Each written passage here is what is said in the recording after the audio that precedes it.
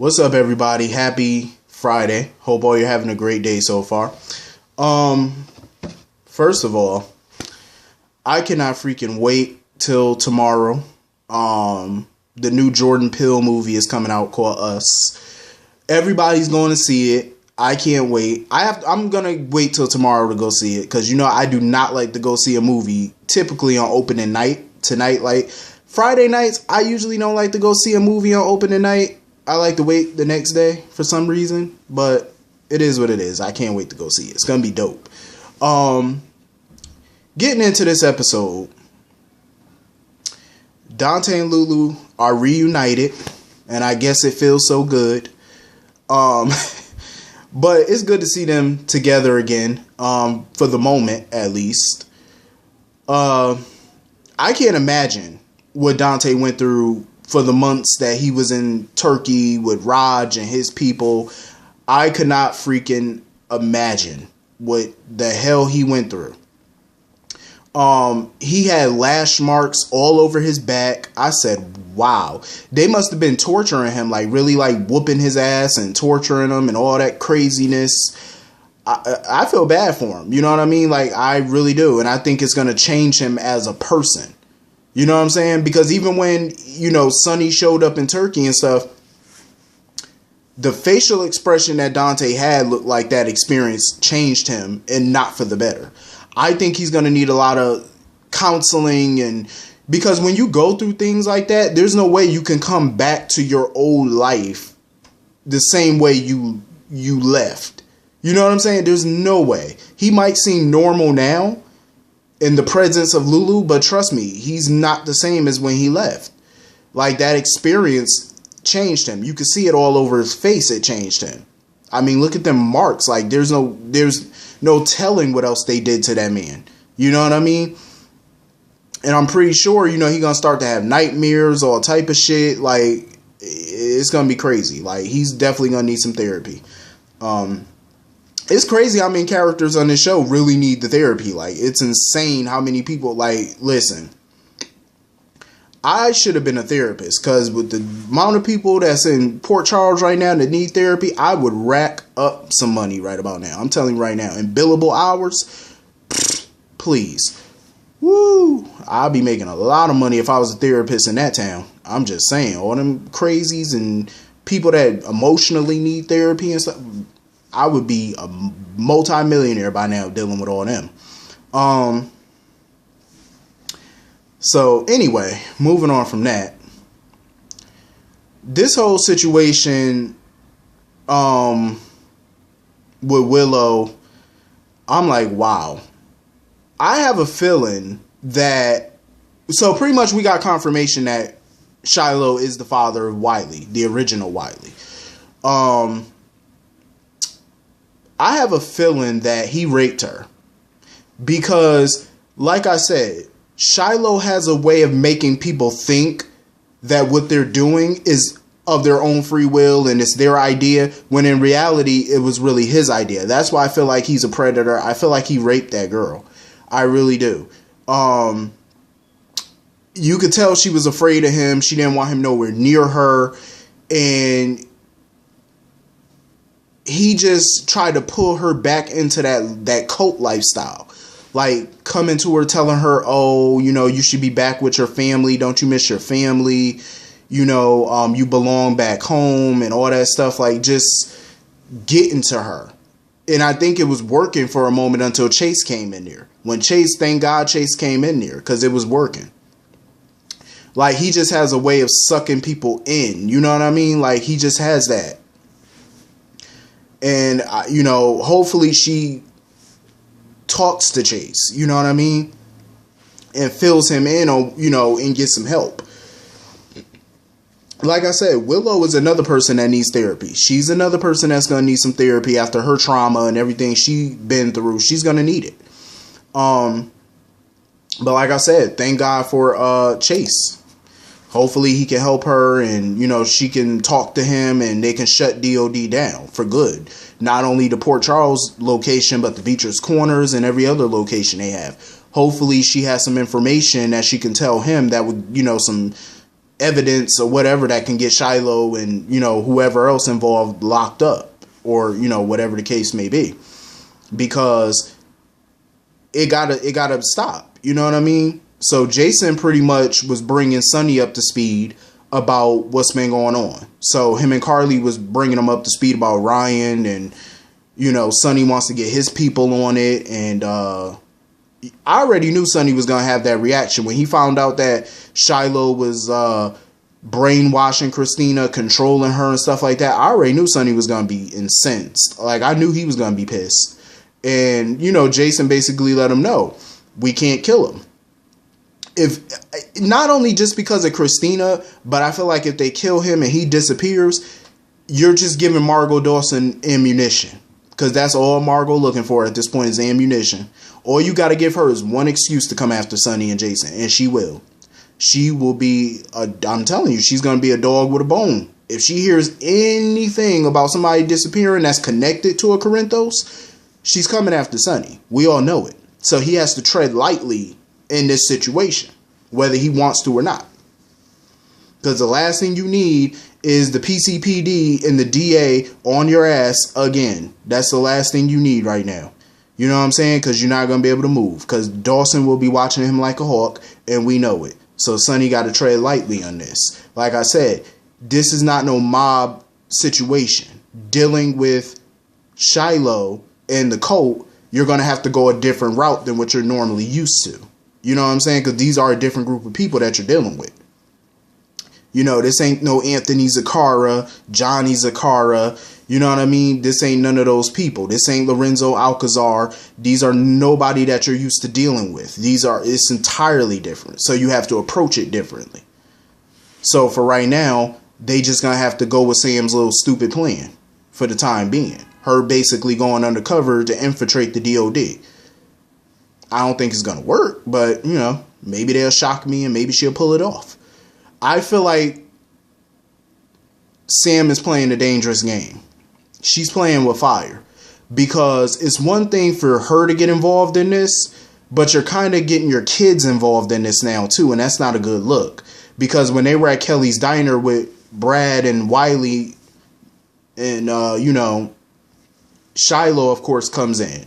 And she had to go get a cloth or whatever for Brad, I guess, because the baby spit up on him or whatever she was doing. She didn't want to leave Danny with Shiloh. But, of course, Shiloh was like, oh, don't you trust me? So, of course, she left Danny with Shiloh. But Brad was there the whole time, even though I don't trust Brad and care for Brad. But he was there to kind of watch over. When Jason seen that shit through the window, you could tell he wanted to run in there and beat the hell out of him. You could tell. He was pissed. This is why I say she's playing a dangerous game, because now your child is technically involved in this now. That's a game changer in itself. You know what I mean? Sam is... You got to come up with something better. Then he's sitting there talking about you got to be available 24/7. You got 2 kids. How the hell are you going to be available 24/7? So that means morning, noon, night? Are you serious? So if he come calling you at 1 o'clock in the morning, you can't just jump out of bed. What you going to do with the kids? Wake Alexis and them up at 1 and 2 in the morning and come over and come get the kids? Or you going to drop them off over there? You can't do that. You know what I'm saying? How is that going to work? A part of me just feel like she need to just let Sonny and Jason do what they do. That's a part of me. You know what I'm saying? Like, might as well. It's a whole mess with that situation. A whole mess. I don't know how the hell she thinks she gonna pull this off, but Godspeed and good luck. Like, seriously, because all of this is messy as hell. So Julian, of course, is talking to Brad or whatever, you know, about the whole Willow Wiley situation. I'm just over this goddamn storyline. I really am. I've been over it. I was over it 5 minutes after it started. I'm just being honest. Like, I'm over this bullshit. Like, give Michael back his child. Lucas divorced Brad. Sonny and Michael gang up and beat the hell out of him. And, you know, he gets fired and be brought up on charges and sayonara. That's all I care about right now. You know what I mean? Like, I'm just over this bullshit. I'm so sick of baby swaps. It's long. It's drawn out. It's a waste of airtime. Like, especially for a storyline we barely get to see. You know what I'm saying? Like, we see Brad and Lucas every so often. Like, come on now. Let's move this shit along. They should have did this for February sweeps. I'm just saying. So, anyway, moving on from that. So, Griffin, of course, as usual, was the one that punched Kevin in the face. He wanted to exact some revenge. But, of course, Ava stopped him and basically told him to go. She could take care of it from here. I already knew it wasn't going to take much convincing for Ava to get Griffin to leave the pier, which I already figured, because Griffin is not a killer. As much as he wants revenge and to, you know, avenge Kiki's death, it's not in him. You know what I mean? It's not in Griffin to kill anybody. So I knew he was just going to walk away and leave. You know, Ava wanted to call ambulance for him or whatever, or get a doctor to treat Kevin or whatever. But they got stopped by a cop.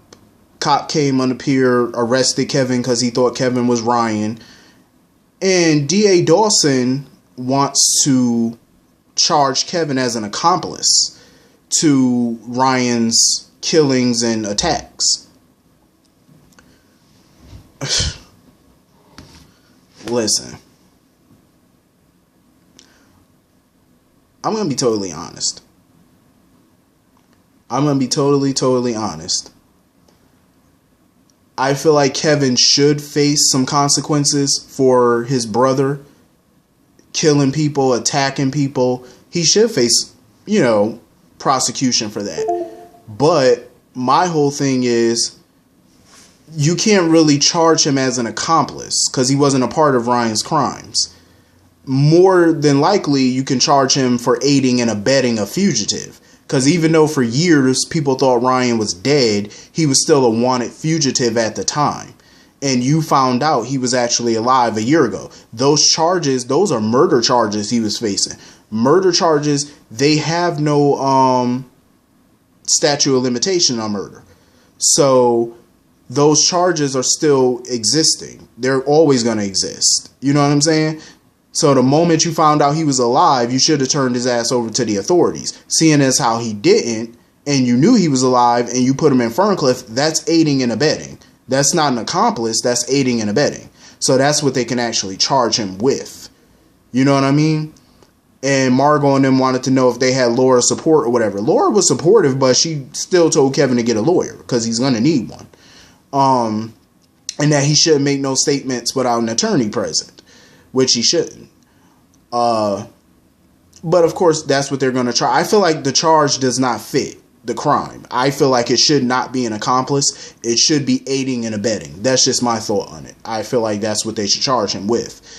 Also, he should be fired from the hospital effective immediately, because Ryan got loose and was treating patients. And I'm pretty sure those same patients, including Alexis, including Ava, including Franco, they all can file a multi-million-dollar lawsuit against the hospital for that. So Kevin should have to face consequences for that as well. He should be terminated effective immediately.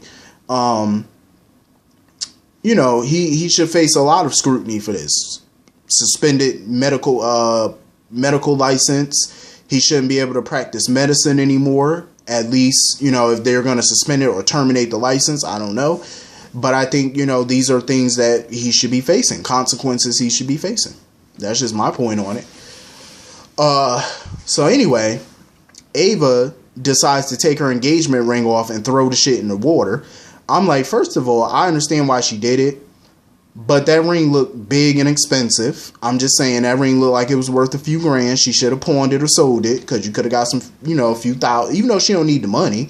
But she could have got some good money off of that and took a nice little vacation with that money. I'm just saying. Like, I wouldn't be so quick to throw a big diamond away, especially in the water. Would you crazy? Or you could at least gave it to a homeless person and they could have sold it. I'm just saying. But Julian saw her on the pier and stuff like that and wanted to get her home. So she got a phone call from an unknown number. She answers it, and all she hears is breathing. I was like, yup, that's Ryan. She knew it. She knew it was Ryan, because all she heard was breathing on the phone. She kept saying, hello, hello. They weren't saying anything. They were just doing a lot of breathing. I say, yup, that's Ryan. He's alive. We all know Ryan coming back at some point. Oh, we know. And Ava gonna get in his ass when he come back. It's gonna be rat-a-tat-tat, couple bullets, because trust, Ava's gonna be on the warpath. So anyway, moving on from that. So today was Griffin's final day. He pretty much asked Lucas to write a letter of resignation for him, because he's resigning from the hospital. He said his goodbyes to Carly and Sonny and stuff like that. And even Carly was asking Lucas, like, because she didn't understand, like, and it felt like a goodbye conversation. And that's what she was asking Lucas. Like, she was like, is that a goodbye or something like that he doing? I understand why he's resigning from the hospital. I get it. I understand why he wants to leave Port Charles and go find himself and grieve in peace. Because everybody in town, you know, are pretty much telling him how to grieve. You know what I'm saying? He just wants to grieve by himself. He don't want to be in that town because everything there reminds him of Kiki. So it's like he just needs to get away for a while. Totally understand. But I do wish Matt Cohen all the best in his future endeavors. He's a very talented actor. I just felt like they didn't do much with him after Kiki died. There was nothing left for them to do with him. You know what I'm saying? I mean, granted, they could have found him some type of love interest or something like that, but the character just had no spark or no edge to him. You know what I mean? And to be on a show like this, you have to be a multi-dimensional type character. Like, you have to have all type of layers to you to be on this show and have longevity. And I felt like he didn't have no longevity to him. The character just didn't. It was like a one-trick pony type character. You know what I mean? And that's not going to last on a show like this. You got to bring that oomph.